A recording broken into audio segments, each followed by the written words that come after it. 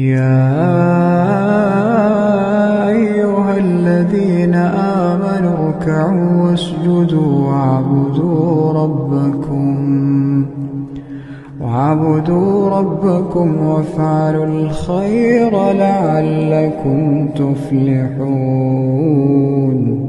يا صباح الخير، ازيكم يا حلوين؟ عاملين ايه؟ يا رب تكونوا بخير. وحشتوني جدا من اخر فيديو كنا عاملينه مع بعض، والنهارده جايلكم بروتين جديد وفيديو جديد، يا رب يعجبكم. بس قبل ما نبدا الفيديو، اللي لسه اول مره يشوف قناتي ومش مشترك فيها ما ينساش ان هو يشترك في القناه، وكمان يفعل زر الجرس علشان كل الفيديوهات الجديده اللي بنزلها توصله على طول. ويلا بينا نبتدي الفيديو بتاعنا.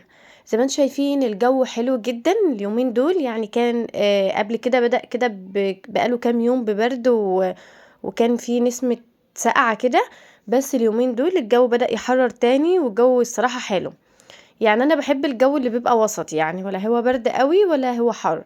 فالجو اللي زي ده بيبقى حلو، فالصراحة بيبقى مشجعنا ان احنا نعمل اي حاجة. يعني الواحد بيبقى اما الجو يبقى حلو بيبقى مساعد الصراحة ان هو يقوم كده يشتغل في البيت وينظف اللي وراه ويخلص كل اللي وراه. فالنهارده بقى قلت اعمل الغدا بتاعنا كده، وبرده يعني غدا سريع وما بياخدش وقت. وكنت عاملاه معاكم برضو الفيديو اللي فات. هعمل هنا بطايه كده صغيره، قلت برضو ان انا احشيها الاول واخلص كده الاكل كله واحطه على النار، بحيث بقى لما ابتدي الشقه يعني ابقى بنضف كده وانا مرتاحه ان الاكل والغدا معايا جاهز. لكن لو انا بدأت بالشقه هتلاقيكي بتعملي بسرعه جدا عشان تخلصي، عشان تلحقي تعملي الغدا. وفي نفس الوقت كمان التنظيف ما بيخلصش، يعني هتلاقي حاجه جابت حاجه كده ورا بعض. فهتلاقيك اتأخرت عن الغدا. فانا يوم الجمعة بالذات كمان بحب ان انا يعني الغدا يكون معايا خلصان بدري، علشان احنا بنصلي الجمعة على طول وبنتغدى. فعملت هنا بقى الحشوة العادية بتاعت البط عادي، حطيت كده بصلاية وفيها وقرن فلفل كده حامي. وبعدين هعملهم بقى في الكبة وبحط عليهم فلفل اسود، وبتبل بيهم البطة وبحشيها كده. دي تتبيلة حلوة جدا وبتخلي البطة طعمها حلو. وخلاص بقى يعني كون يعتبر خلصانة معايا. لو انا حابة اعملها من بالليل عادي ببقى جاهز الحشوة دي من بالليل. وكنت بقى حاطة كده برضو اللي عاملة خضار بطاطس، كنت حطاه على طول على البوتاجاز، يعني ما بياخدش وقت. وكمان عملت الرز، فيعني يعتبر الغدا معايا بسيط. انا لما بكون عاملاها عادي في شوربة ما بعملش جنبها غير خضار ورز بس. هنا بقى هشوح كده البطاية كده في حلة عادية، لان هي بطة بلدي وكمان صغيرة مش كبيرة، فيعني بتستوي معايا بسرعة، مش محتاجة ان انا اعملها في حلة الضغط. لكن لو بطة من اللي هي اللي بتبقى كبيرة شوية وبتحتاج وقت بعملها في حلة الضغط عادي. هشوحها بقى كده في بصلاية واحط بقى فلفل اسود وملح. وصراحة ما كانش عندي طماطم، حطيت معلقة صلصة كده بتدي للشوربة لون حلو كده. وكنت بقى مجهزة الكاتل كده فيه مية مغلية وهنزل بيه على البطة وخلاص. وهسيبها بقى، وهنا كنت جنبها عاملة الرز والبطاطس.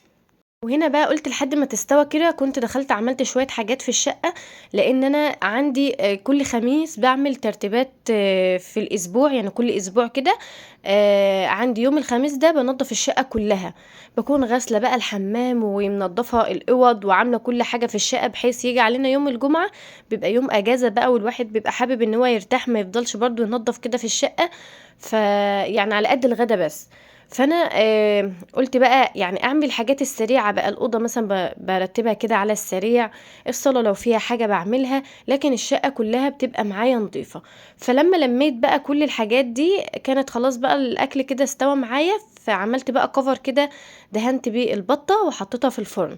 بعمل لها بقى كده معلقه صلصه وعليها رشه فلفل اسود ورشه ملح وشويه من الزيت، وبدهن بها البطه من فوق ومن الجوانب ومن كل الاتجاهات. والكفر ده بيديلها لون حلو، بتبقى يعني طالعه من الفرن كده لونها حلو قوي. المهم بقى حطيتها في الفرن وقلت ادخل بقى على الهدوم. انا برضو من الروتين الخميس عندي ببقى غاسله برضو الهدوم عندي، يعني علشان بحيث يوم الجمعه ما اعملش حاجه. بس انا الصراحه كنت خلاص بقى، كنت تعبت من الشقه وتنظيفها وكده، فقلت مش مشكله اسيب الهدوم لتاني يوم، يعني وانا بطبخ كده ببقى مفيش ورايا حاجه، يعني الدور اللي يطلع من الغساله على طول بنشره، وببقى مخلصه بقى كله مع بعض، يعني بعد الغدا بقى بكون مخلصه كل اللي ورايا في نفس الوقت. فقلت مش مشكله، يعني ببقى سايبه مثلا حاجه او اتنين يوم الجمعه. المهم بقى نضفت، نشرت بقى كل الهدوم كده زي ما انتم شايفين، والشمس اصلا كانت حلوة الصراحة، فقلت استغل بقى الجو ده، يعني اخلص كده الهدوم بتاعتنا وانشرها في الجو ده. هما ما كانوش كتير قوي، علشان كده سبتهم لتاني يوم.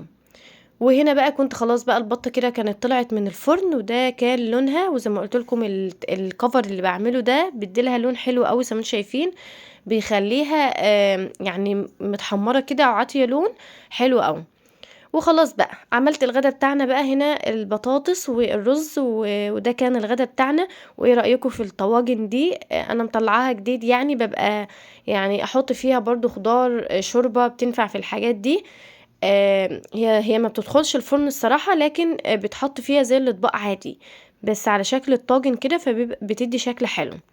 خلاص بقى اتغدينا، وقلت اقوم على طول، يعني انا ما بستناش، بتغدى واقوم اغسل مواعين، لان زي ما انتم شايفين المواعين مش كتير. انا طول ما انا واقفه في المطبخ بتبقى ايدي في المواعين، فالمواعين بتبقى يا دوب بس على قد بتوع الغدا. لكن لو انا كسلت بقى وسبتهم وقلت مثلا بالليل اغسلهم او كده، بتيجي مواعين ورا مواعين، بتلاقي بقى الحوض ده كله مليان مواعين. لما بتكون المواعين كتيرة عندي الصراحة، ببقى ساعات اشغل غسالة الاطباق، وفي نفس الوقت كمان انا بسيبها للجو البرد قوي، يعني الشتاء لسه داخل، فانا الجو اللي بيبقى ساقع قوي ده، الواحد بيبقى مش مستحمل ان هو يحط ايده بس تحت المية، فبشغلها عادي بلم فيها الاطباق والحاجات دي. لكن لو مواعين صغيرة زي دول الصراحة، يعني بقول بدل ما افضل بقى الم فيها طول اليوم، اغسلهم كده بسرعة. فغسلتهم وما اخدوش مني وقت خالص، وحطيتهم كده يتصفوا. وهغسل كمان الحوض، اديله غسلة حلوة كده على السريع. انا الحوض ده ببقى اعمل له مثلا برضو من الوقت للتاني يعني تنظيفة كده بالكلور. بيبقى يعني بيلمع معايا الصراحة، لما بقفله خالص وبحط فيه شوية من الكلور، واسيبه بقى انقعه فيها كده مثلا لاخر اليوم، بتلاقي اي حاجة ملونة في الحوض واي حاجة فيها جير او كده بتلاقيها لمعت، والصراحة بيدي لمعة حلوة قوي. يعني انا في الحاجات الستانلس والحاجات دي بستعمل الكلور، مش بستعمل اي منظفات او اي حاجه، شويه كلور وبينضف الدنيا معايا. هدي بقى للحوض لمعه كده على السريع زي ما قلت لكم، عشان اخلص كل اللي ورايا، يعني ببقى حابه ان انا وانا واقفه كده اي حاجه قدامي اعملها، علشان لما اقعد بقى يعني مبقاش قاعده بقى وضميري مش مرتاح كده، وحاسه ان الدنيا مكركبه معايا. قلت بقى بالمرة كده امسح كده الرخام، يعني اديله مسحة حلوة كده. انا مش هشيل كل الحاجات طبعا اللي على الرخامة، لان انا ببقى غسلاها طبعا زي ما قلت لكم في تنظيفات الخميس، ببقى عاملة كل ده، ببقى عاملة كل الرخامات ومنضفة الدنيا معايا. لكن الحاجات اللي هي بتبقى ظاهرة قدامي ببقى من يعني وانا بغسل مواعين كده، طبعا مكان ما بحط الاكل، او مثلا في حاجة وقعت على الرخامة او كده، الرخامة اللي بتبقى باينة او ظاهرة معايا دي، بديلها كده غسلة على السريع، في نفس الوقت ما بتاخدش اي وقت معايا ولا مجهود، وكمان بتفضل طول اليوم معايا نظيفة. الخطوات دي لو عملتيها كده وانتي واقفة، هتحسي بنظافة طول اليوم، وهتحسي كمان ان مفيش حاجة وراكي وان الدنيا مكركبة. ولو حتى بعد كده لقيتي مواعين او كده، هتلاقي اصلا الرخامة معاكي نظيفة، هتلاقي بس الحوض بس هو اللي فيه كم طبق كده او كم حاجة، ولكن الباقي نضيف. زي ما انتم شايفين هنا بقى كانت شوربة اصلا واقعة برضو على الرخامة، فلازم بعد الاكل لما بحط الاكل على الرخامة اديلها الغسلة دي. هنا كنت فضيت بقى في العلبة دي، ببقى مثلا لو عندي بقى شوربة بط، شوربة لحمة، اي شوربة صراحة باخد منها علبة كده واحطها في الفريزر، بتنفعني يعني لو بعمل اي حاجة محتاجة شوربة، بطلع منها على طول. هنا بقى دي استراحة محارب، بعد ما بخلص بقى قلت ان انا ادلع نفسي كده شوية، شغلت كده حاجة اسمعها، بحب اسمع الكرتون ده يعني، بحب كده وانا شغالة اصلا في المطبخ بسيب حاجة شغالة يعني، يا اما حاجة على التليفون راديو مثلا او حاجة، او كرتون الانمي بحبه برضو. فقلت بقى ادلع نفسي كده وملحقتش افرح بغسيل الرخامه، يا دوب لسه بحط شويه بيبسي كده وقعوا وفروا على الرخامه، بس مش مشكله. المهم وصلنا للحظه دي وخلاص. هنا وصلنا لاخر الفيديو، ما تنسوش الاشتراك في القناه. مع السلامه.